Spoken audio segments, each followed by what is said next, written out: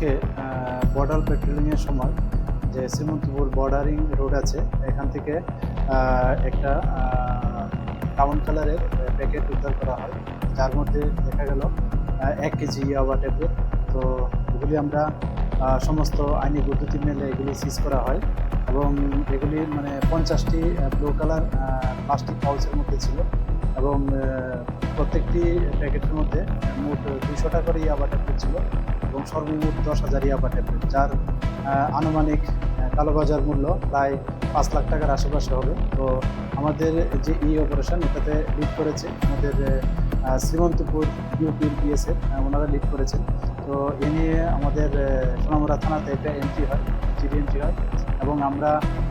এর inquiry start করি এবং আমরা দেখছি যে এই ইলিগেল যে ড্রাগস আছে এগুলি কে বা কার বা ওনার এস্টাবলিশ করে আমরা ইনকোয়ারি চালিয়ে যাচ্ছি এবং যারাই এই ইলিগেল ড্রাগসের সঙ্গে যুক্ত পাওয়া যাবে বা প্রমাণ পাওয়া যাবে আমরা অবশ্যই তাদের এগেনস্টে যা লফুল অ্যাকশন নেওয়ার